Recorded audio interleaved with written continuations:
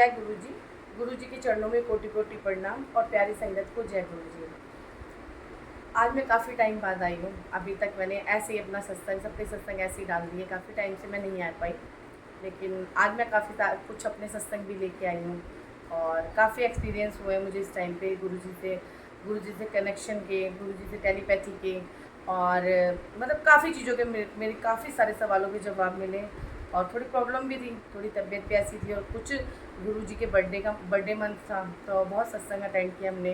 बहुत सत्संग मतलब बहुत मौजें कराई, और ये पूरा महीना ही हम लोगों ने सत्संग में निकाला, और आने वाला महीना भी हमारा सत्संग में ही जाएगा। तो पहला तो मेरा सत्संग है कि मैं बहुत मतलब काफ़ी टाइम से मैं गुरुजी से कहती थी, गुरुजी आप मुझसे मतलब मैं आपसे मिली क्यों नहीं, आप फिज़िकल फॉर्म में थे, मैं आपसे क्यों नहीं मिली। तो ऐसे ही मैं ना इसमें बैठी हुई थी, ये महासमाधि दिवस वाले दिन ना हमने छोटा सा सत्संग अपने घर किया।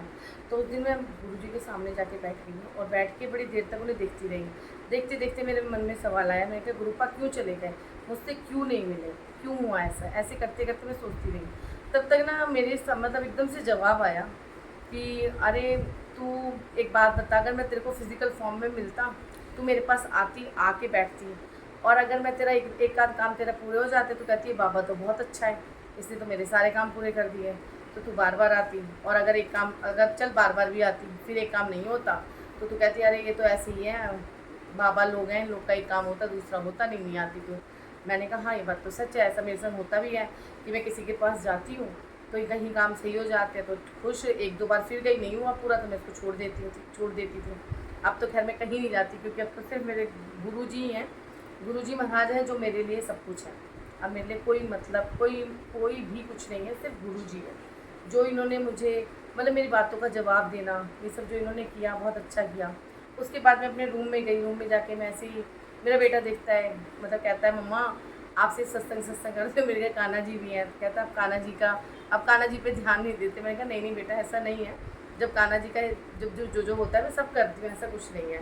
तो उसकी बात सोच के ना तो कह रहा है एकदम बैठे बैठे मेरा बेटा कहता है मम्मा आपके गुरुजी कहाँ चले गए, आपके गुरुजी चले क्यों गए।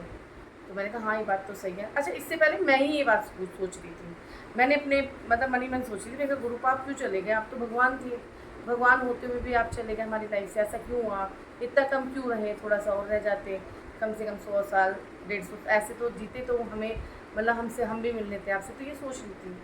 तब तक मैंने कहा क्यों चले गए आप, भगवान थे क्यों चले गए, ऐसे कह रही थी मैं बार बार। तब तक वही मेरा बेटा मेरे पास में बैठा हुआ था, वो कहता है मम्मा आपके गुरुजी क्यों चले गए, क्यों छोड़ के चले गए अब दुनिया, वो तो भगवान थे ना। तो मैंने कहा क्यों कान्हा जी नहीं गए थे, क्यों राम जी नहीं गए थे, जो आता है बेटा इस दुनिया में जो आता है वो जाता ही है, कोई भी इस दुनिया में रहने नहीं आया जब भगवान नहीं रहे। तो मैंने कहा अरे मैंने तो खुद ही मैं ही ये सवाल अपने गुरु पास से कर रही थी, भोलेनाथ जी से कर रही थी, मैं ही जवाब दे रही थी। तो ये बात मतलब समझ आई। तो ये गुरु जी के क्वेश्चन, मैं क्वेश्चन कर रही हूँ और एकदम से आंसर मिलना, ये चीज़ मेरे संग हुई। फिर उसके बाद क्या हुआ, मैंने मेरे घर मैंने ना बर्थडे के गुरु जी का बर्थडे सत्संग किया, तो मैंने मोर मंगाए। तो वो मोर ना देख के मेरी सिस्टर कहती है इसकी ना वर्थ इतनी नहीं लग रही, वो थोड़े कॉस्टली थे। तो कहती है इसकी वर्थ इतनी नहीं लग रही तेरी, ये जो तुमने मोर ले लिया। तो मेरा ना दिमाग, कोई कुछ कह देता है तो हो जाता है ना एक पर्सन की माइंड में कि मतलब ये बोल रही है तो इसमें कुछ ना कुछ बात होगी, मतलब वो हाँ ऐसा नहीं है। तो मेरा माइंड थोड़ा अपसेट सा हो गया।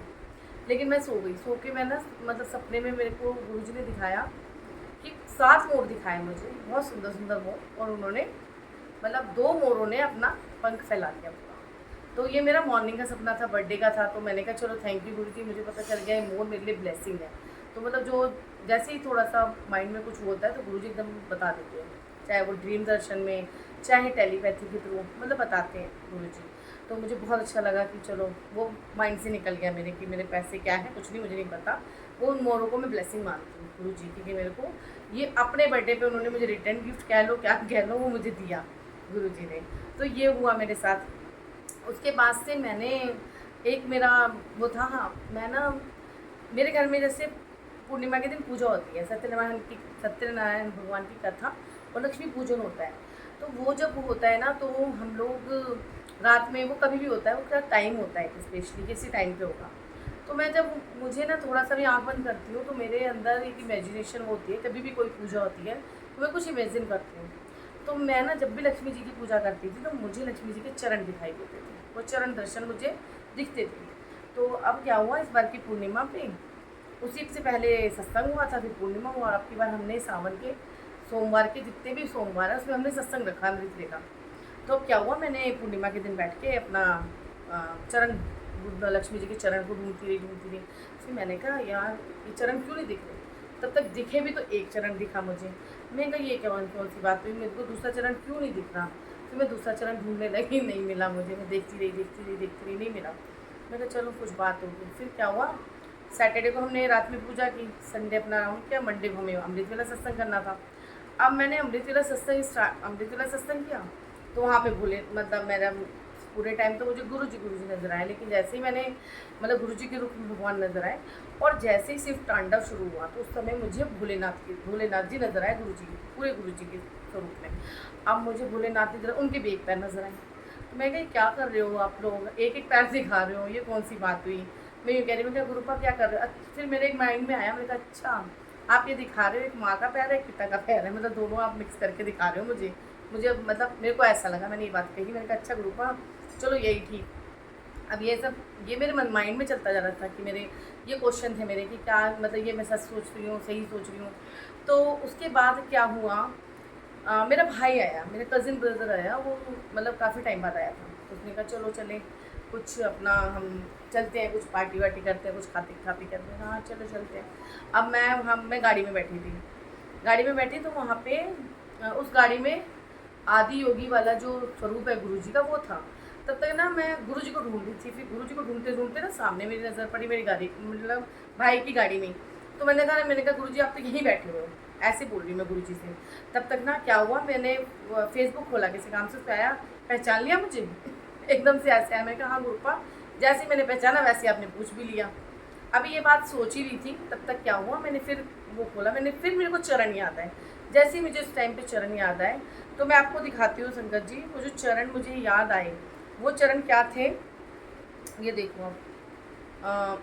वो चरण मेरे को उसका जवाब कैसे मिलता है आप ये देखो, मैं अभी ये सोच रही हूँ, और ये रहे वो चरण।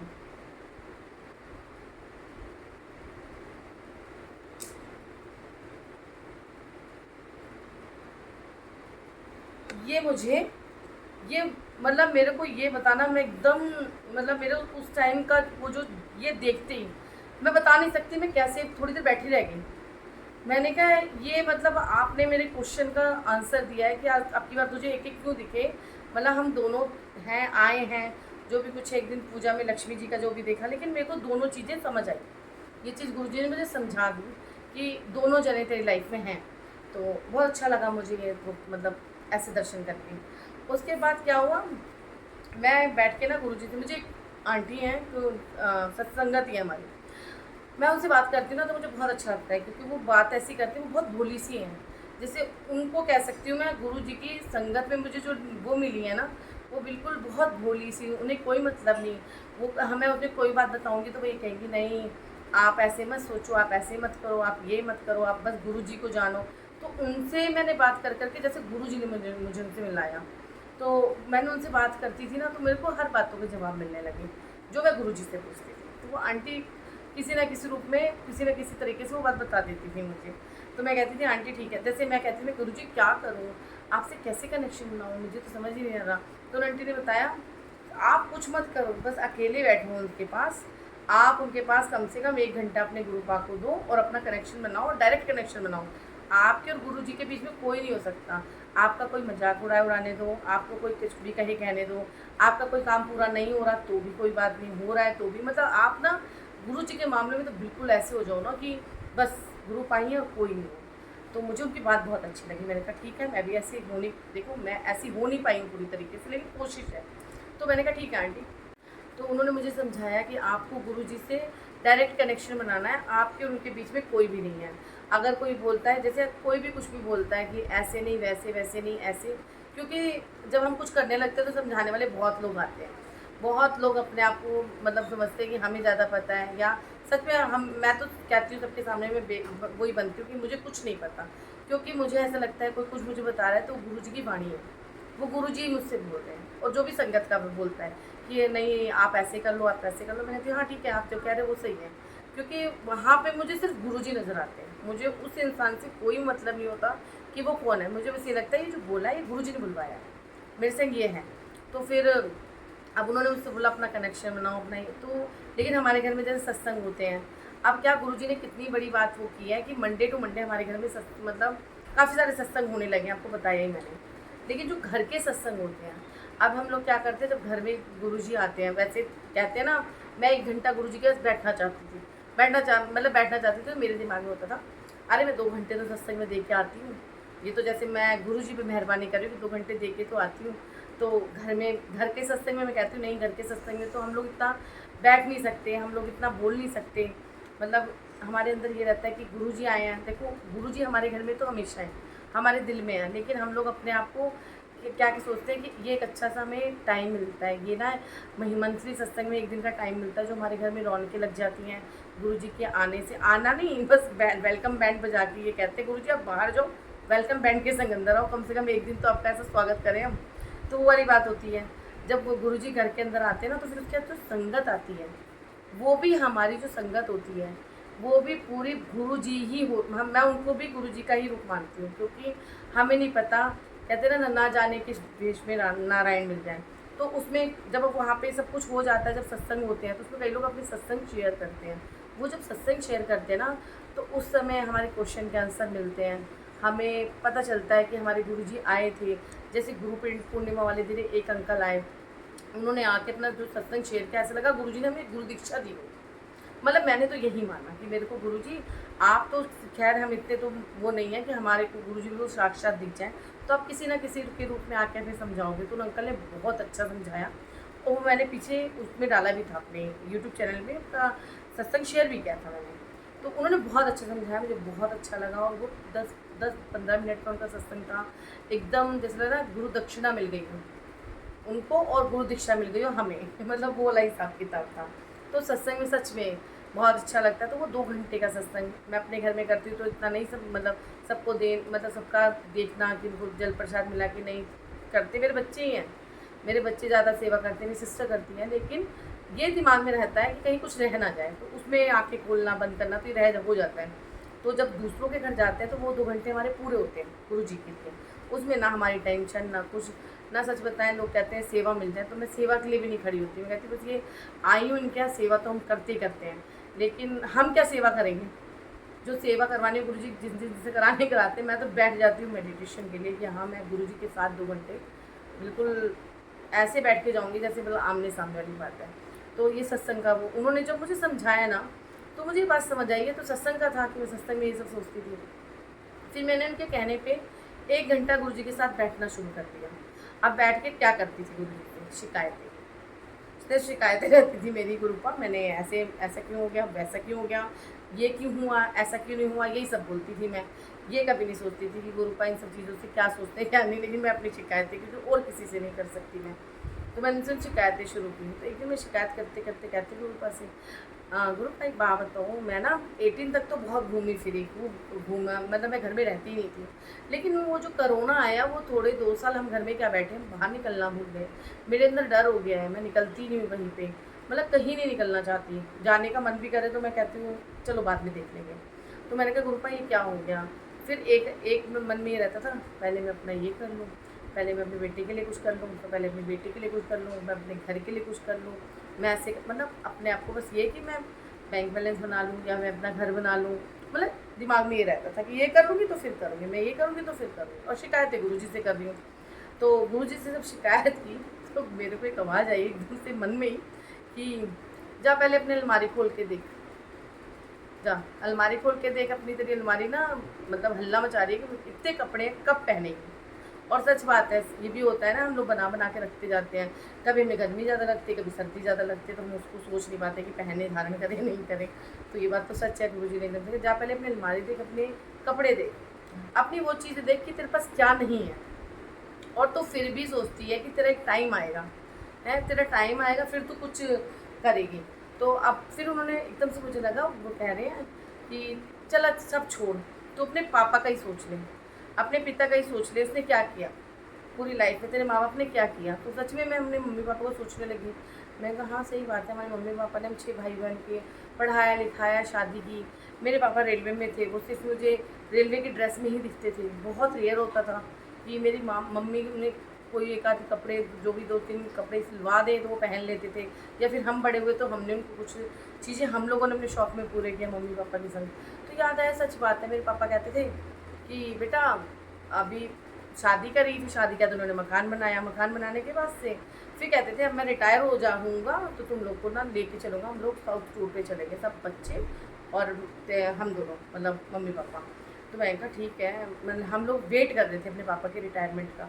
लेकिन पापा जैसे ही रिटायर हुए, रिटायर होते मेरे पापा को 2-4 महीने बीते थे, उनको बोन कैंसर हो गया। अब कैंसर हो गया उनका, वो टाइम उनके में निकल गया कि उनकी दवाई, उनको वो हॉस्पिटल, कभी कीमो, कभी कुछ। लेकिन हाँ, गुरु पा ने इतना संभाला कि बहुत ज़्यादा तकलीफ़ नहीं हुई। उसके बाद से फिर वेट होने लगा, चलो थोड़ी तबीयत सुधर जाएगी तो चलेंगे, तबीयत सुधरी। फिर ये हुआ कि मम्मी रिटायर हो जाए, मेरी मम्मी रिटायर हुई। मम्मी के रिटायरमेंट के बाद मम्मी को शुगर हो गया, उनकी दवाइयाँ शुरू हुई। तो ले दे के तो जो वक्त था उन्होंने हमारे ऊपर खर्च कर दिया। उन्होंने भी हमारे जैसे ही सोचा था कि आगे वो होएंगे, फ्री होएंगे तो हम घूमेंगे। तो मैंने कहा हाँ ये बात तो, मतलब गुरुजी ने रियलाइज़ कराई, कह रहे तुम लोग, ये बिल्कुल फैक्ट है कि एक, मतलब ये सब बातें सोच रही थी मैं। तो सोचते सोचते मैंने कहा नहीं गुरुपा, मैं अब ऐसा नहीं करूँगी, बटोरने के लिए नहीं, इकट्ठा करने के लिए कुछ नहीं रखूँगी। ठीक है, मतलब हमारा वक्त कट जाए, हम लोग अच्छे से, मतलब ऐसा भी नहीं कि हम घूमते रहें, आवारों की तरह घूमते रहें, लेकिन हाँ जो हमारे मन में कम से कम वो भी पूरा कर लें, क्योंकि हमारे बच्चे, मतलब हमारे बच्चे क्यों करेंगे हमारे लिए, हमने अपने माँ बाप के लिए क्या किया।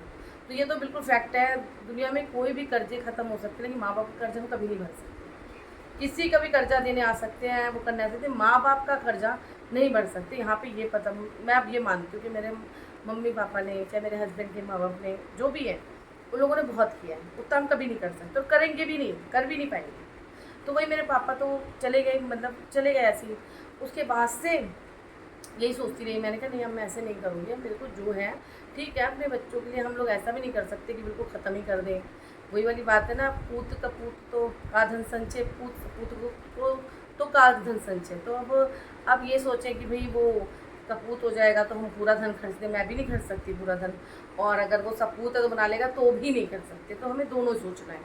अब ये है कि हमें पैरेलल चलना है कि उन्हीं में हमें ज़िंदगी भी जीनी है, उन्हीं में हमें सब संजो के भी रखना है। ये चीज़ गुरु पा ने समझा दी। अब ये बात तो यहीं ख़त्म हो गई, मैंने सोच सोच के सबको बताया कि मेरे संग ऐसे ऐसे हुआ, ये बातें हो गई।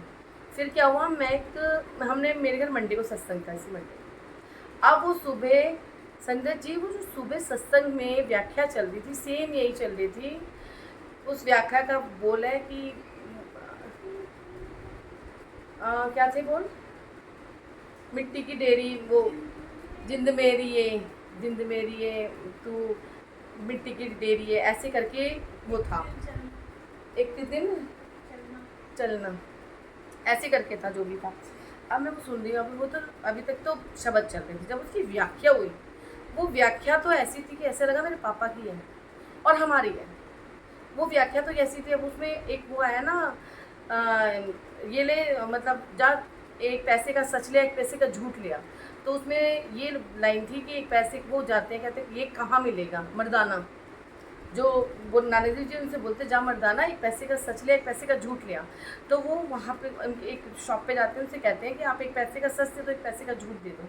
तो वो कहते हैं एक पैसे का सच है मृत्यु और एक पैसे का झूठ है जन्म। तो बिल्कुल सही बात है ये, तो बिल्कुल मेरे को उस समय ऐसा लग रहा था, मैं कहाँ, मतलब बिल्कुल फैक्ट है ये चीज़।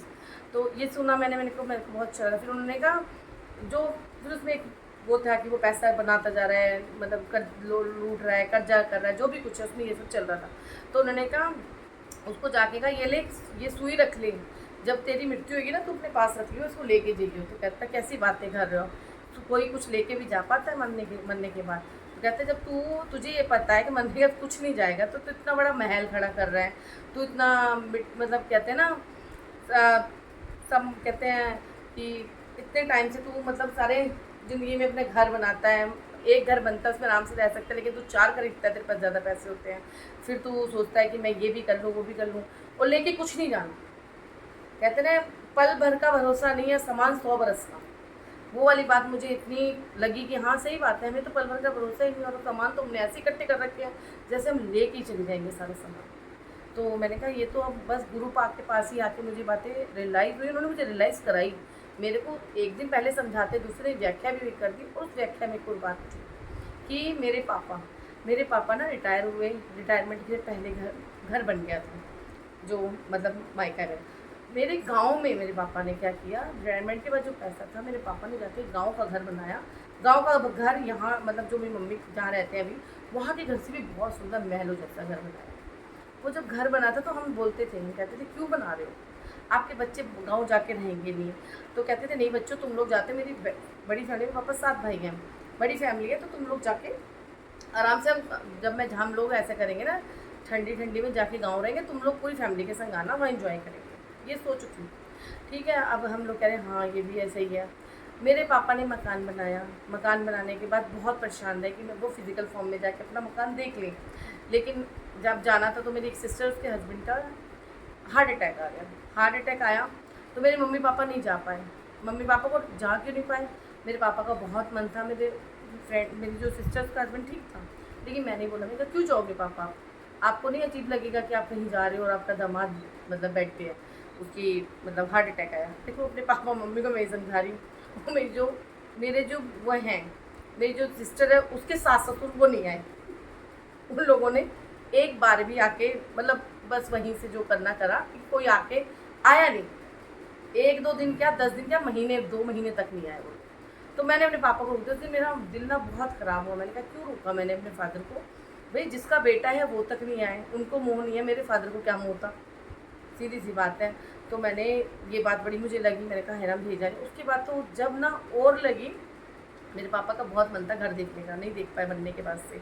पता है क्या हुआ फिर उसके बाद, जब हम लोगों का वो हो गया था कि हम लोग अब चल के गृह प्रवेश कराएंगे। पापा मम्मी का प्लान था कि चल के गृह प्रवेश कराना है। फिर उस समय भी कुछ ऐसा हुआ कि नहीं जा पाए। उसके बाद तो मेरे फादर, उसमें जाना था नवरात्रों में गृह प्रवेश कराने के लिए, उससे पहले मेरे फादर ही हो गया। और पता है आपको नवरात्रों में मेरे पापा कैसे गए, वो वहाँ पे अपने काम क्रिया कराने के लिए गए। उस घर का यूज़, उस घर में जो सामान रखा गया था वो मेरे पापा के काम क्रिया का सामान था। उस घर में गृह प्रवेश नहीं हुआ था, उससे पहले ये सब हो गया था। तो वही कहते हैं ना, आपने अपना सब कुछ मेरे पापा ने अपनी कई चीज़ें अपनी काट के कि नहीं ठीक है हम लोग पहले वहाँ का बना लेंगे, फिर कुछ करेंगे। क्या किया, वो अपने लिए अपने बच्चों को तो देगा लेकिन अपने लिए कुछ नहीं लेंगे, और कोई बच्चा उनके लिए कुछ नहीं कर पाया। तो वही हमें भी सोचना चाहिए, हमें जो करना है अभी करना है, जैसे चल रहा है वैसे भी करना है। अगर आपके 4 रुपये हैं तो 1 रुपये आप अपने ऊपर वो कर लीजिए। ऐसे मत करिए कि पूरा बचा के चलें, क्योंकि गुरुजी ने तो ये दीक्षा दी ही नहीं है, शिक्षा दी ही नहीं है कि आप लोग मतलब बचा के अपने कष्टों को मतलब कहते हैं ना, कष्ट में रह के सारी चीज़ें करते रहें, गलत है। जितना है उतने में ही खुश रहें, जितना है उतने को ही सोचें कि बहुत है, क्योंकि खुशियाँ तो कोई खरीद ही नहीं सकता। खुशियाँ तो यही है कि आप जहाँ बैठ गए, कोई आप आजकल की हमारी खुशियाँ तो ये हैं कि कोई हमें गुरुजी का सत्संग सुना दे तो सबसे बड़ी खुशी है कि इसमें कुछ ना कुछ तो पता चलता ही है हमें। तो ये चीज़ें तो हो गई। अब मुझे ये बात समझ आ गई कि हमें लाइफ कैसे जीनी है, गुरुजी ने सिखा दिया। उनके पास 1 घंटे बैठने का ये फ़ायदा हुआ कि उन्होंने लाइफ की ना एक डेफिनेशन दे दी मुझे कि तू जो कर रही है ना, ये लाइफ नहीं है, ये बेवकूफ़ी है, और तुम्हें लाइफ कैसे जीने वो बता दिया। तो ये क्लियर हुआ। उसके बाद से मेरी एक आदत थी कि ना मेरे को ना शुगर हो गई 1 साल पहले, और मैंने ये बात किसी को नहीं बताई। मुझे इसमें शर्म आती थी कि मुझे शुगर हो गई है। मुझे बीमार कहना ना, कि लोग क्या करते हैं, चीनी डालेंगे नहीं डालेंगे, करेगी नहीं करे, वो करेगी नहीं करे, ऐसे हो जाता है। मैंने किसी को नहीं बताई। अब मुझे ना ड्रीम दर्शन में कई बार गुरुजी दवाई दिखा रहे थे। अब मुझे पता नहीं क्या हुआ, मेरा भाई आया हुआ था, ताया जी का बेटा। तो मैंने उससे परसों 2-3 दिन पहले की बात है, मैंने उससे कह दिया बैठे बैठे ही। अब पता नहीं क्या मेरे दिमाग में आया, क्या हुआ, मैंने पहली बार उससे बताया। मैंने कहा भाई मुझे शुगर हो गई है। उसे भी 1-2 साल पहले, मेरे से थोड़ा सी छूटा है, तो उसे भी 1-2 साल पहले उससे शुगर हुई थी। उसे मैं इतना भाषण दे के आई थी, उसके बाद मैं आई तो मेरे को शुगर हो गई। तो मैंने कहा भाई बड़े दिल, उसमें कहा पता तुझे मेरे को ना शुगर हो गई है। तो कहता अच्छा, अरे तो शुगर हो गई, आप ऐसे करिए वैसे करिए। उसने फिर सलाह देनी शुरू कर दी। मैंने कहा क्या बोलूँ, कह रहा लेकिन दीदी एक चीज़ है, मैं आपको एक दवाई बता रहा हूँ, वो 3 महीने का कोर्स है, आप कर लो। मेरे को जो शुगर थी, मैं अब दवाई वही कुछ एलोपैथिक नहीं लेता हूँ, बस मैं टहलता हूँ, मैं जितनी भी वॉक से जो करना होता है करता हूँ। चीनी नहीं लेता हूँ चाय में, वैसे मीठा खाता हूँ, चाय में चीनी नहीं लेता हूँ। आपके संग भी यही रहेगा, बस आप वो दवाई ना 3 महीने रेगुलर जैसे परहेज से खाए वैसे ले लो, तो आपका ना शुगर ठीक हो जाएगा। उसके बाद बंद कर देना, फिर उस दवाई को हफ्ते में 1-2 बार लेना। मैं कहा अच्छा, तो मैं कहा जय गुरुजी। मैंने कहा गुरुजी मुझे समझ आ गई, आपने मेरे भाई को क्यों भेजा और मुझे दवाई क्यों दिखा रहे थे। और सच बात है, वो दवाई मैंने भी 2-3 खुराक लिया, मुझे अच्छा लग रहा है। तो उसने मुझे गारंटी दी, कह रहा दीदी आप 50वीं वो हो जिसको मैं ये दवाई बता रहा हूँ, अगर जिसने भी ली है उसके संग क्या फ़ायदा, उनसे बात करा दूँगा आपकी। मैं कहा नहीं, मैं तो तुझे ही देख रही हूँ, तो कितना एक्टिव है, कितना सही हो गया है, एकदम अच्छा लग रहा था। तो कहने लगा नहीं दीदी बस आप ऐसे करो। मैंने कहा थैंक यू। अच्छा ये सब हो गया, अब क्या हुआ, मेरे को दवाई ले ली, मैंने दवाई ले ली। अब ना मेरे अंदर ये बात थी कि मुझे ना भगवान पे बहुत बिलीव है, मुझे लगता है भगवान मुझे हर जगह से बचा लेंगे, मुझे बीमार नहीं होने देंगे, तो मैं डॉक्टर के पास नहीं जाती हूँ। आप मानोगे नहीं संगत जी, मैंने कभी ना अपना शुगर चेक तक नहीं करती थी, बिल्कुल चेक नहीं किया मैंने कि मेरी शुगर कितनी है कितनी नहीं। उससे मैं 1 साल से ऐसे ही बैठी हूँ, ऐसे ही चल रही हूँ, दवाई बस खाती हूँ। तो मैंने ये मुझे गुरु जी पे बिलीव है कि वो मुझे बचा लेंगे। लेकिन पता है क्या हुआ, एकदम से मेरे घर परसों एक लेडी आई, वो मेरी अच्छी है, बहुत ही पॉजिटिव लेडी है। वो मेरे पास आई थी ऐसे, वो गुरुजी के बारे में जानने आई थी। तो मैंने कहा, कह रही मुझे ना गुरुजी के बारे में जानना है। मैंने कहा आप आओ, मेरे संग जितनी देर बैठना है बैठ के गुरुजी के बारे में जानूँ, इसके लिए तो मैं हमेशा तैयार हूँ। तो मैंने गुरुजी के बारे में उन्हें बताना शुरू किया, अपने सत्संग शेयर किए, अपने बारे में बताया, उनके बारे में बताया। तब तक ना मैंने कहा अब वो बातें पूरी हो गई, हम 2 घंटे बिल्कुल 2-3 घंटे गुरुजी की बातें करते रहे। तब तक क्या हुआ, जाने लगी वो, तो मैंने वो खड़ी हुई, मैंने कहा आप तो 3 सिस्टर थी ना, तो कह रही हाँ। मैंने कहा आपकी एक सिस्टर की डेथ हो गई थी ना, बट थोड़े मतलब कम एज में। कह रही हाँ। मैंने कहा क्या हुआ था उन्हें, कह रही उन्हें ना क्या शुगर था, उनको 15 की एज में शुगर हो गया था। और वो शुगर जो है वो भगवान पे बहुत बिलीव करती थी, इसलिए इलाज जल्दी से नहीं कराती थी, वो केयर नहीं करती थी, वो सोचती थी भगवान बचा लेंगे। तो मैंने कहा, मैं एकदम से ना वैसी हो गई। मैंने कहा ये तो, फिर मैंने कहा पता है, मैंने कहा आप पता है क्यों आए हो मेरे पास, कह रही क्यों आए। मैंने कहा आप मेरे गुरुजी के बारे में नहीं जानना है, गुरुजी ने मुझे भेजा, गुरुजी ने आपको भेजा है कि इसको जाके बता कि मैं, तू जब खुद कुछ करेगी तभी तो मैं कुछ करूँगा, तेरे मुंह में आके दवाई तो मैं नहीं डालूंगा, तेरे मुंह में मतलब तेरे लिए ऐसा तो नहीं कर दूंगा ना, मैं खड़ा होकर तेरे को एकदम सही कर दूंगा, नहीं हो सकता।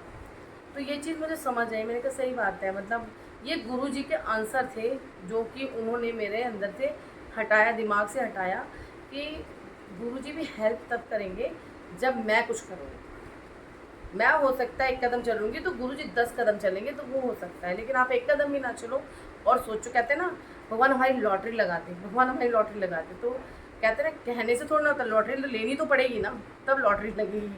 तो वो चीज़ें समझ आई मुझे गुरुजी के उसमें। लेकिन इस मतलब ये सब चीज़ें कब हुई, जब मैं गुरुजी के पास गुरुजी को टाइम देने लगता हूँ। क्योंकि हम चलते फिरते सोचते हैं, मैं ये सोचती हूँ अरे गुरुजी को क्या खिलाना, गुरुजी ने तो भंडारे भरे हैं, गुरुजी को क्या करना, गुरुजी ने तो ये करा है, गुरुजी ने तो वो किया, सारा गुरुजी का ही है। लेकिन गुरुजी का है तो गुरुजी के पास बैठूँ भी तो सही, उनको टाइम तो दो। जब टाइम देंगे तो वो भी हमें टाइम देंगे। वो 1 घंटे का टाइम हमारे लिए कितना अच्छा टाइम होता है, कितनी अच्छी बातें लगती हैं। अमृत वेला दे सकते तो अमृत वेला आप लोग दें। जैसे मेरा बहुत मन होता है कि मैं अमृत वेला दूँ, लेकिन अभी नहीं कर पा रही अमृत वेले में कुछ भी। तो है गुरुजी से कनेक्शन बनाने का बहुत अच्छा वो है कि आप 1 घंटा गुरुजी के पास बैठ जाओ। सबसे अच्छा माध्यम है, आप गुरुजी के पास 1 घंटा बैठेंगे, आपको सारे क्वेश्चन का आंसर मिलेगा, टेलीपैथी होगी। बस रहना गुरुजी के साथ है, उस जिस टाइम पर गुरुजी के साथ बैठे हो तो वो 1 घंटा पूरा गुरुजी के लिए ही होना चाहिए, और कुछ नहीं होना चाहिए। आपके दिमाग में नहीं चाहिए मेरे बच्चे क्या कर रहे हैं, मेरे पति क्या, वो सिर्फ गुरुजी है। गुरुजी महाराज जिसकी लाइफ में हैं वो तो मैं बता ही नहीं सकती। आप लोग तो खुद, जो लोग ये सत्संग सुनते हैं सुनाते हैं, उन्हें तो खुद पता होता है गुरुजी हमारी लाइफ में क्या मायने रखते हैं। तो गुरुजी ने कितना अच्छा मेरे को एक बहुत अच्छी पूरी लाइफ की डेफिनेशन दे दी, मेरी चीज़ें बता दी। तो ये और कोई तो नहीं कर सकता, ये सिर्फ गुरु पाई कर सकते हैं। तो बस यही है, गुरुजी ने मुझे बहुत ही कहते हैं ना, क्या कहूँ, मैं कुछ कह ही नहीं सकती गुरुजी ने मेरे लिए क्या किया। गुरुजी ने मुझे जो मेरे दिमाग के पजल थे, जो मेरे दिमाग की कह सकते हैं ना चीज़ें थी, जो मैं अंदर लेके एक अंधविश्वास के साथ चल रही थी, वो भी गुरुजी ने अपने आप ही क्लियर किया मेरे लिए, और किसी ने नहीं किया। मेरे घर में किसी ने नहीं, वो गुरुजी ने क्लियर किया। वो भी जो कराया, जैसे कराया, गुरुजी ने ही कराया जो भी कुछ है। मुझे ना गुरुजी का ना एक येलो कलर का चोले वाला, वो मतलब गुरुजी का येलो चोला बहुत पसंद था, और वो मैं ढूंढती थी कि मुझे येलो चोला चाहिए, येलो चोला मुझे वैसे ही चाहिए, वैसे ही चाहिए, ऐसे था। तो और एक रेड था, दोनों चोले का मुझे बहुत वो था कि मेरे गुरुजी वो चोला पहने। तो अब तो मेरे संग एक और बात है कि अब मैं कहीं जाती हूँ तो अपने कपड़े नहीं मुझे समझ आते। पहले मैं अपने कपड़े ढूंढती थी कि मुझे ये पहनना है, मुझे वो पहनना है, लेकिन अब मैं गुरुजी के लिए लेती हूँ। गुरुजी के लिए मैं सोचती नहीं हूँ कि कौन से कपड़े लेने हैं, मुझे बस लेना है। ऐसे में कान्हा जी के संग था है भी कि जो मुझे पसंद आए, चाहे अपने कपड़े मेरे कैसे भी हों, मुझे कान्हा जी के लिए बहुत सुंदर कपड़े लेने, गुरु जी के लिए। मतलब ये वो नहीं है कि मैं इसको किसी को दिखाना चाहती हूँ कि मेरे घर में बहुत अच्छा है। बस मेरे भाव हैं कि मेरे मन के अंदर ये रहता है कि कितना अच्छा मैं कर दूँ, और मैं अपने लिए जो भी है वो मैं नहीं भी कर पाऊँ, कुछ नहीं कर पाऊँ, लेकिन गुरु जी के लिए मुझे करना है। जुत्ती कहीं से बनानी है तो बनवानी है, अच्छी लगी, मतलब सुंदर होनी चाहिए, चीज़ें अच्छी होनी चाहिए, ये मतलब मेरे भाव है। तो मैं येलो चोले के लिए बड़ी परेशान थी कि मेरे को येलो चोला मिले में। तो मेरी सिस्टर मार्केट गई, मैंने कहा तू ना येलो चोला ले लो। तो कह रही, मैंने कहा येलो ले आई हो, मुझे पता है यहाँ तो कुछ ऐसा मिलना नहीं है जो मैं चाहती हूँ, और वो उसका मेरा बहुत ही मन था। तो सिस्टर गई और येलो चोला कपड़ा लेके डाईवे करा के ले आई। अब वो जब लाई ना मेरे घर के अंदर दिखा, मेरे को जैसे वो येलो चोला दिखा, मैं इतनी खुश हो गई, इतनी खुश हो गई कि मुझे वही कलर चाहिए था, वही सब कुछ चाहिए था। और सच में जब गुरुजी ने वो चोला धारण किया था ना, मुझे उससे सुंदर दरबार कभी नहीं लगा। जितना सुंदर दरबार येलो चोले में और येलो डेकोरेशन में लगा, बहुत ही सुंदर। वो गुरु पूर्णिमा का सत्संग था हमारा, और इस सत्संग की भी क्या बताऊँ, मैंने पिछले साल ना, मतलब मैंने जब शुरुआत की थी तो वो छुप छुपा के मैं गुरुजी की स्वरूप नहीं लगाती थी कि दुनिया ना देख ले मैं गुरुजी को मान रही हूँ। बर्थडे मनाती थी छुप के कि कोई दुनिया ना देख ले, माफ़ करना गुरुजी। अब तो मैंने ऐसा कर दिया कि मेरे घर में कोई आए तो कहीं दीवानी हो चुकी है, और हो चुकी हूँ सच में मैं। तो मैंने वो जो बर्थडे सेलिब्रेशन था, अब की बार मतलब पिछले साल मैंने कहा कि बर्थडे से पहले गुरु पूर्णिमा आई थी। गुरु पूर्णिमा के दिन मैंने छोटा सा सत्संग अपने घर में किया। मेरी एक नंद आई थी, उनके लिए भी बड़ी नंद थी, उनके लिए मैंने किया कि आप सत्संग अटेंड करो।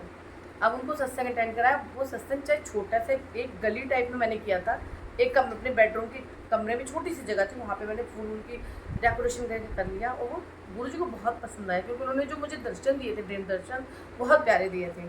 तो उस दिन ड्रीम दर्शन जब मैंने किया था तो मैंने गुरु जी से कहा था, मैंने गुरु जी इस बार तो नहीं, अगली बार मैं आपका ना ये गुरु पूर्णिमा वाला सत्संग बहुत अच्छे से करूँगी, बड़ा करूँगी, ये मैंने माना था।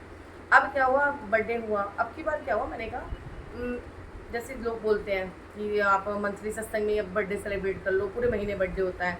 तो मेरे मन में हुआ कि हाँ ठीक है, बर्थडे सेलिब्रेशन उसी दिन कर लेंगे। मगर चलो बर्थडे सेलिब्रेशन तो मंथली वाले में कर लेंगे, और गुरु पूर्णिमा हम लोग अलग से कर लेंगे, जो मैंने कहा था गुरु जी से। तो क्या हुआ, जैसे बर्थडे आने लगा पास तो मेरे मन के अंदर हो गया, मैंने कहा क्यों भाई, ऐसे मन में भाव दिए गुरु जी ने कि तू कान्हा जी का बर्थडे दो बार सेलिब्रेट करती है, एक अपने उनके बर्थडे वाले दिन और एक तू जिस दिन लाई थी उस दिन, तो मेरे बर्थडे के वाले दिन तू मेरा बर्थडे क्यों नहीं सेलिब्रेट कर रही। तो मन के अंदर भाव है, मैं कहा नहीं हम करेंगे, बर्थडे सेलिब्रेट भी करेंगे, जो होगा वो सब सेलिब्रेट करेंगे। अब देखिए गुरु जी की वो देखिए, ये महिमा ही कहेंगे कि मैंने नहीं देखा कि दूसरा सत्संग कब है कब नहीं। हम बैठे हुए थे ऐसे ही, तो मैंने कहा मंथली सत्संग ऐसे ऐसे है। तो मेरे को याद आया कि जिस समय हमारा मंथली सत्संग है उस समय पूर्णिमा भी आएगी, उसी टाइम पे आसपास आएगी। मैं यूँ कह रही, मैंने कहा गुरु जी ऐसा होता है, मैं तो देखा 21 तारीख की पूर्णिमा है, तो लो 21 की पूर्णिमा है, तो मैंने कहा हमें तो 20 को ही करना पड़ेगा क्योंकि सैटरडे होता है मेरा सत्संग। अब वो जब देखा पंडित जी आए, पंडित जी से मैंने कहा पूजा कब होगी, तो उन्होंने कहा इस टाइम पे होगी। मैंने कहा क्यों, कह रहे 6 बजे से पूर्णिमा लग रही है। मैंने कहा जय गुरु जी महाराज, ये भी आपने क्लियर कर दिया कि मैंने पूर्णिमा, गुरु पूर्णिमा का सत्संग मेरा 6 बजे से मैंने स्टार्ट किया, जो कि मैं 5 बजे करती थी। तो मैंने 6 बजे वो सत्संग किया। तो गुरु जी ने कितना अच्छा वो किया, उन्होंने मुझे क्या किया कि बर्थडे सेलिब्रेट भी कराया, और मेरा अगर मंथली सत्संग होता मैं वो भी करती, और गुरु पूर्णिमा का माना था मैं वो भी करती। तो 3 सत्संग की जगह 2 ही कराए। लेकिन उसके बाद क्या किया, अब बैठे बैठे सत्संग, गुरु जी की भी हुआ है यहाँ पे, हमेशा विराजना चाहते हैं। गुरु जी ने क्या किया, उनको ना वेलकम बैंड करना अच्छा लगता है, रहते तो हमेशा ही हैं, लेकिन वो चाहते हैं हम उनका स्वागत वेलकम बैंड से करें, और उन्हें बहुत अच्छा लगता है। तो एक दिन ऐसे एक आंटी का फ़ोन आया मेरे पास, उनका बर्थडे था फर्स्ट मंडे को सावन के। तो मैंने कहा आंटी क्या कर रहे हो आप अपने बर्थडे पे, तो कह रही हैं कि देखो ये भी बहुत बड़ी बात है कि गुरुजी उनसे इतना प्यार करते हैं, इतना प्यार करते हैं। वो सुनैना आंटी हैं, सब लोग, आप लोग भी बहुत प्यार करते हो उनसे। वो जो सुनैना आंटी हैं उनको गुरुजी बहुत प्यार करते हैं, मैं ये बात मानती हूँ। क्योंकि मेरा कहना, मैं अपने घर में अपनी सिस्टर का बर्थडे कर रही हूँ कि नहीं कर रही, किसी का कर रही हूँ कि नहीं कर रही, लेकिन मैंने उनको एकदम से कह दिया सुनैना आंटी आओ हम बर्थडे बनाएंगे आपका। कह रही, उन्होंने कहा अरे वाह, ये मतलब उन्होंने वैसे ही खुश थी, वो तो बहुत ही भोली टाइप की है, तो उनकी बातें बहुत अच्छी लगती हैं। तो ये बात हुई, तो मैंने कहा आओ आप, तो कह रही है अच्छा। मैंने कहा चलो छोड़ो, उस दिन एक काम करते हैं, 4 बजे सुबह अमृत वेला सत्संग रख लेते हैं, उनसे 1 घंटे का ही रख लेते हैं। तो कह रही हाँ हाँ, ये मैं तो अमृत वेले के लिए बहुत वो रहती हूँ ना। उनके संग ऐसा है कि वो कोई सत्संग अगर मिल जाए तो एक सत्संग, अगर हर दिन सत्संग है तो हर दिन सत्संग अटेंड करेंगे, इतना उनका गुरु जी से अटैचमेंट है। तो मैंने कहा कि आ जाओ आप, आपका बर्थडे सेलिब्रेट करते हैं। तो कह रही, मैंने फिर उनसे कह दिया 4 बजे, और उसके बाद में क्या कहती हूँ, गुरु जी क्या बुलवाते हैं मुझसे, उनका बर्थडे तो सेलिब्रेट करना ही था, उन्होंने मुझे भाव दिए, मैंने नहीं किया, गुरु जी ने किया। उनकी प्यारी बेटी है वो, प्यारी बेटी जो भी कुछ है उनकी, वो अलग अलग तरीके से गुरु जी को देखती है, तो वो जो भी है उन्होंने ही कराया, गुरु जी ने ही कराया उनके लिए। उसके बाद से मैंने कह दिया ये बात कर रही, फिर मैंने कहा चलो, सावन बार बार थोड़ी ना आता है, हम हर मंडे ही 4 बजे का सत्संग रखेंगे। अब सुनो, पहले मंडे 1 घंटे का, दूसरा मंडे 1.5 घंटे का, इस मंडे से 2 घंटे का सत्संग हमारा होगा। तो गुरुजी बहुत मतलब भोलेनाथ जी है ना, तो भोलेनाथ जी बोले बोले में बहुत काम कराते हैं। अब क्या हुआ, हम लोग जैसे अपने जब ना उनके बर्थडे का वो करना था, जिस दिन सावन का पहला सोमवार था, हमें सत्संग करना था। अब हम लोग भी पहले सैटरडे को कर चुके थे, सैटरडे को हमारे सत्संग था मंथली। फिर रात में हमने पूर्णिमा की पूजा की, पूर्णिमा की पूजा के बाद से हमने ये सत्संग किया 4 बजे। हम 2-3 दिन नहीं सोए। ये भी एक बहुत बड़ी बात है हमारे गुरुजी के सत्संग में। हम जब और पूजा करते हैं तो हमें नींद आने लगती है, लेकिन हम गुरुजी के सत्संग में इतने एनर्जेटिक होते हैं कि हम लोग आँख बंद भी करके 2 दिन भी ना सोए हों, आँख बंद करके हम जब गुरुजी का कुछ भी शब्द सुनने लगते हैं ना, हमें नींद नहीं आती। और पूजा में आँख खोल के भी नींद आती है।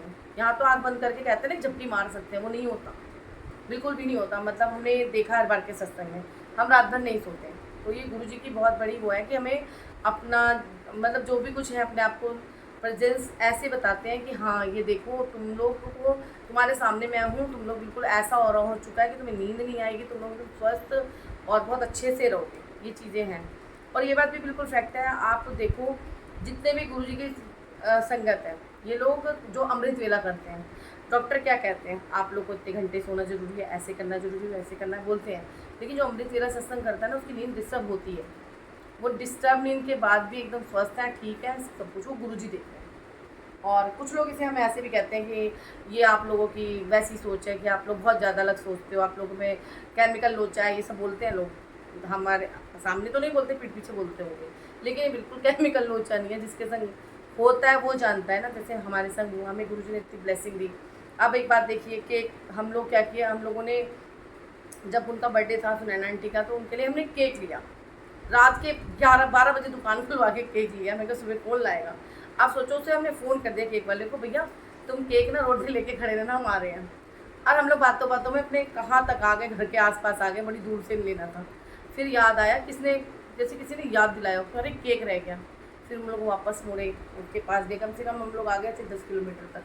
फिर हम लोग 10 किलोमीटर बैक गए, उनके लिए केक लाए। मतलब गुरुजी ऐसे सोचते हैं। तो मैं ये सोचती हूँ, गुरुजी आपने जैसे आपकी जो प्यारी बेटी है उनके लिए इतना सा मतलब हमारे दिल में डाला, तो ये तो बात है, जब आप उनके हमारे दिल में डाल दें उनके लिए ऐसा करने के लिए, फिर तो आप हमारे लिए क्या क्या कर सकते हो। आप हम ही लोगों में, हम ही लोग जरिया बनेंगे एक दूसरे का, हम ही लोगों से आप सब कुछ कराओगे। ये बात समझ आ चुकी है कि आप जरिया बना के भेजते हैं, और हम ढूंढते हैं कि हमारे भगवान हमारे लिए करेंगे वो करेंगे। लेकिन आपने बहुत अच्छा वो मतलब दिखाया है, मुझे ये चीज़ें दिखा दी हैं टेलीपैथी के ज़रिए, या बिल्कुल सामने कि हम लोग, आप जरिया बनाते हैं, हम लोग जरिया हैं सबके लिए। और ये सत्संग भी एक जरिया है। अब मैं सत्संग शेयर कर रही हूँ, हो सकता है किसी के लिए मतलब जरिया बन जाए, किसी चीज़ का उनकी लाइफ बदलने का जरिया बन जाए, तो ये सत्संग है। अब ऐसे ही बड़े मंदिर का बताती हूँ मैं। बड़े मंदिर का मुझे क्या था कि बड़े मंदिर में मैं गुरुजी से हमेशा बोलती थी, गुरुपा मुझे ना आगे बैठाना, मुझे आगे बैठाना, ऐसे करना। तो मैं गुरुजी से कह के गई घर से, मैं मतलब बैठी थी, मैं बैठे बैठे मेरे मन में आया, गुरुपा मुझे बस ना 2 मिनट के लिए ना दहलीज पे खड़ा कर देना। मुझे ये पता है, कहते हैं दहलीज पे मांगने वालों को ना सब मिलता है, मेरे मन में था। मैं कहा गुरुपा बस 2 मिनट के लिए मुझे दहलीज पे खड़ा कर देना। अब आप देखिए, हम लोग अंदर जा रहे हैं, मेरे को अंदर मतलब मेरी सिस्टर चली गई, मेरे को जैसे अंदर जाना था उन्होंने मुझे वहीं रोक दिया, और बिल्कुल दहलीज पे ही रोका, ऐसा नहीं पीछे, बिल्कुल फ्रंट पे खड़ी थी मैं गुरुजी के सामने दहलीज पे।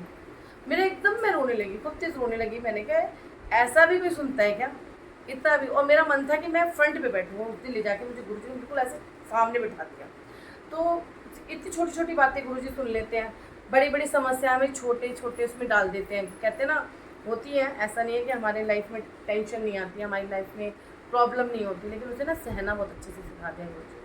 हो सकता हमारी लाइफ में हमें लगता है कुछ भी नहीं है, पहले लगता था मुझे कुछ भी नहीं है, कुछ भी नहीं है, सब बेकार है, सब बेकार है, लेकिन अब ऐसा लगता है बहुत कुछ है हमारी लाइफ में जो दूसरों के पास भी नहीं है, दूसरों के पास ये भी नहीं है।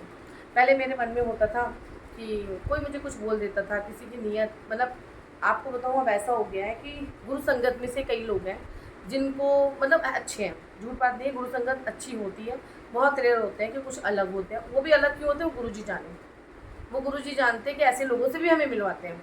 लेकिन हम लोग ना, मेरी आदत हो चुकी है, मैं गुरु संगत में किसी की बात का बुरा नहीं मानती। किसी कोई कुछ कहता है तो मैं कहती गुरुजी की मर्जी होगी। कोई अगर मैं किसी से कुछ कहती हूँ, वो नहीं कर पाता, तो भी मेरे लिए वो वही हैं जो पहले थे। और ये चीज़ें गुरुजी से जब मेरा कनेक्शन नहीं था, ये सब चीज़ें नहीं थी, अगर कोई मेरी बात ना सुने या मैं एक दो बार कुछ कहूँ वो ना करें, तो मैं एकदम आउट हो जाती थी लाइफ से, या उनको हटा देती थी या खुद हट जाती थी। लेकिन अब ऐसा नहीं है, अब ऐसा लगता है कि गुरुजी की मर्जी है ना, गुरुजी ही चाहते हैं ऐसा हो तो ऐसा ही होगा। अब नहीं डर लगता मुझे बिल्कुल भी। पहले तो मैं डर के भगवान का पूजा करती थी, जैसे अरे भाई ये भी है, ये व्रत रखना है, वो व्रत रखना है, सब डर खत्म हो गया, ये सारा डर मेरा ख़त्म हो गया। मुझे बस ये पता है जो करना है, हमें कर्म अच्छे करने हैं। दूसरी बात, हमें भगवान से डरना नहीं, हमें भगवान से प्यार करना है। जिस दिन हम भगवान से प्यार करने लगते हैं ना, उस दिन वो भी बहुत प्यार करते हैं, बहुत प्यार देते हैं, और हमें पता ही नहीं चलता हमारी लाइफ, हम कब हमें भगवान फूलों की तरह उठा के ले जाएंगे, हमें पता नहीं चलेगा। ये चीज़ तो मुझे समझ आ गई है। तो ये मेरे सत्संग हैं। और एक और बात कि मैं गुरुजी से कहती थी, मुझे आप ब्लेसिंग नहीं देते हो, ब्लेसिंग नहीं देते हो, कोई मुझे ब्लेसिंग नहीं देता है। तो मैंने तब से शुरू कर दिया था कि मेरे को मैंने सेवा ये ले ली या गुरुजी ने दी कि अगर किसी के पास सत्संग स्वरूप ना हो या कोई ब्लेसिंग चाहिए जिसके पास नहीं हो, तो मैंने कहा था, सब पहले भी कहती आई हूँ कि आप ब्लेसिंग उससे मंगा सकते हैं। अपना एड्रेस दीजिए और आप अपने सत्संग भी शेयर करिए, जिसको अपने सत्संग शेयर करने हैं। काफ़ी सारे सत्संग हैं, लेकिन इस समय हम लोग बर्थडे में बिजी थे, कहीं ना कहीं सत्संग में हो जा रहे थे, इसलिए हम लोग नहीं कर पाए। धीरे धीरे सबके सत्संग डलेंगे और आप लोग भी चाहे अपने ऑडियो वीडियो सत्संग शेयर करिए। और आपको तो पता ही है, सत्संग सुनने वालों का भी कल्याण होता है, सत्संग सुनाने वालों का भी होता है, और सबसे ज़्यादा सत्संग सुनने वालों का होता है। तो आज के सत्संग में आपको क्या मिला क्या नहीं मिला ये आप जानेंगे, क्योंकि गुरुजी ने आज काफ़ी टाइम बाद, मैं काफ़ी दिनों से सोच रही थी कि मैं अपना सत्संग शेयर करूं, लेकिन आज काफ़ी टाइम बाद गुरुजी ने कहा तो अपना सत्संग शेयर कर बैठती हूँ। और कई लोगों को नहीं देते गुरुजी, ये थॉट नहीं देते कि वो अपना सत्संग अभी शेयर करें, लेकिन ये बात बिल्कुल फैक्ट है। आप सत्संग शेयर करना एक अलग बात है, लेकिन आप गुरुजी की बढ़ियाइयाँ कर रहे हैं। जो मेरी लाइफ में गुरुजी ने अच्छा किया है वो मैं हमेशा बोलूँगी और हर समय बोलूँगी। इसके लिए मुझे गुरुजी नहीं रोक सकते, ना रोकेंगे, क्योंकि जब हम एक बात सोचिए, मैं कई लोगों से कहती हूँ अपने सत्संग शेयर करो, तो लोग कहते नहीं अभी ऑर्डर नहीं मिल रहा है गुरुजी का, अभी गुरुजी ने कहा नहीं है। लेकिन आप तो हर जगह सत्संग शेयर कर रहे हो, आप बैठ के सबको बता रहे हो, आपके सत्संग में सुन चुकी हूँ, दूसरे सुन चुके हैं, सब लोग सुन चुके हैं, तो गुरुजी ने कैसे रोक दिया, फिर क्यों यहाँ पे क्यों रोका है। और मुझे लगता है ये जो अपना सोशल मीडिया है बहुत अच्छी, मतलब बहुत अच्छा प्लेटफॉर्म है, जिससे हमें सबसे ज़्यादा, हमें तो यहीं से सब कुछ मिलता है गुरुजी के बारे में। हम लोग आपस में, कोई किसी के घर कितनी देर तक जाके सत्संग सुनेगा, कोई किसी के घर कितनी देर जाके गुरुजी की बातें करेगा, लेकिन हम जब अपने घर में वो खोलते हैं, टीवी खोलते हैं या अपना फ़ोन खोलते हैं, तो हमें गुरुजी दिखते हैं। लोग कहते हैं अरे गुरुजी की ना सारी बातें ना तुम्हारे लिए नहीं होती फेसबुक पे और सोशल मीडिया में सब कुछ तुम्हारे लिए नहीं होता। नहीं होता, ये बात बिल्कुल फैक्ट है, लेकिन उसमें से एक दिन की 4 बातें आपके लिए होती हैं। ये मैं रियलाइज़ करती हूँ, क्योंकि मेरे संग होता है कि वो 4 बातें। और एक बात, सबसे बड़ी बात पता है क्या है, जब गुरुजी बोल देते ना, चल कुड़िए मैं हूँ ना तेरे नाल, बस इतना ही बहुत होता है। एक बार सुन लो, फिर तो लगता है हमारे संग जब गुरुपा बैठे हुए हैं तो फिर कोई ऐसा नहीं है, जब गुरुपा हमारे संग बैठे हुए हैं तो कोई भी नहीं है जो हमें कुछ भी कह सके, कर सके। तो बस उनकी जो बातें जो सुन लेते हैं, सुबह उठते मंत्र जाप से हमारी शुरुआत होती है, गुरुजी से प्रणाम करने से होते। गुरुजी तो सोते जागते सब टाइम हमारे साथ होते हैं, हमेशा रहते हैं। बस उनका पल्लू था, मेरे कहते हैं ना, माँ का पल्लू, माँ ने अपना पल्लू छुड़ा के पिता के हाथ में दे दिया है। अब बस ये है, पिता करता धरता हो जाता है। माँ तो जो होती है धीरे धीरे सिफारिश लगाती है पिता के पास कि कर दो, जब हमें कुछ चाहिए होता है तो दिला दो, चाहे वो खुद ही देती हो पल्लू से पैसे निकाल के, लेकिन दिखाती है कि पापा जब कहेंगे तब मिलेगा। तो अब ना ऐसा लगता है माँ ने हाथ, मतलब माँ ने पल्लू ना छुड़ा लिया और पिता का हाथ थमा दिया, तो वो हाथ पिता ने थाम लिया है। बस ये मेरे को पता है कि कहते हैं ना, जब माँ बाप के संरक्षण में बच्चे रहते हैं ना तो बहुत खुश रहते हैं, उन्हें कोई टेंशन नहीं होती, किसी तरीके का कुछ नहीं पता चलता कि उसको लाइफ में बारिश हो रही है, ये छत कहाँ से आई, ये खाना कहाँ से आया, उसे कुछ नहीं पता होता। लेकिन शादी होते ही जैसे माँ बाप शादी करते हैं लड़कियों की ना और लड़कों की, किसी की भी, तो वो तो हट जाते हैं एक तरीके से। भाई बच्चों की एक फैमिली स्टार्ट हो जाती है तो बच्चों के पास से ना माँ बाप थोड़े थोड़े हटने लगते हैं। बेटियों को कितना देंगे, सिखाएंगे माँ बाप, तो वो जो वो करते हैं ना, तो कहते हैं जब तक हम उनकी सुरक्षा में, तो इसीलिए कहते हैं शादी हो जाए बचपन से ही। मैं तो बचपन से ही मानती हूँ भगवान की सुरक्षा में हमेशा रहना चाहिए, लेकिन भगवान से भी ऊपर माँ बाप होते हैं। जब हम वहाँ से हट जाते हैं ना तो हमें भगवान ले लेते हैं अपनी सुरक्षा में। तो कहते हैं उनको अपने माता पिता, सब कहते हैं ना दुनिया के माता पिता हैं वो, तो उनसे आप कनेक्ट रहेंगे तो वो भी वही करेंगे जो हमारे माता पिता करते हैं। बस हमें समझ काफ़ी टाइम बाद आता है, करने वाले वही हैं। पहले हमारे माता पिता ने किया, गुरु जी करते हैं, गुरु पाप वही भगवान है मेरे।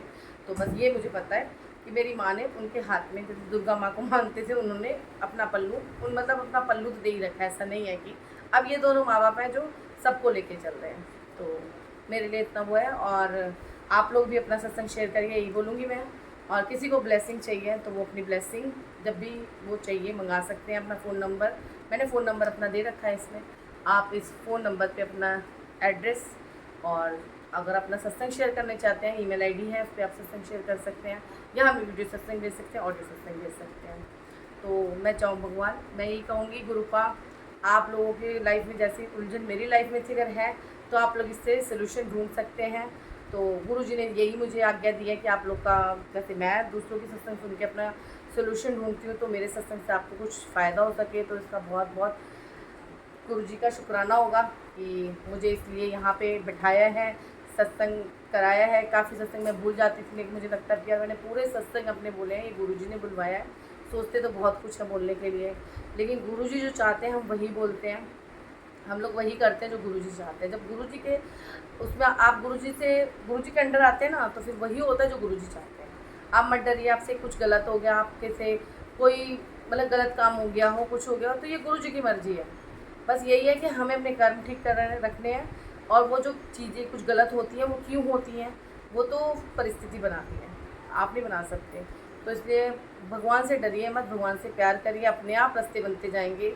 तो आज का सत्संग मैं यहीं पे विराम देती हूँ। जय गुरु जी, शुक्राना गुरु जी, अनंत अनंतम शुक्राना, कोटि कोटि शुक्राना।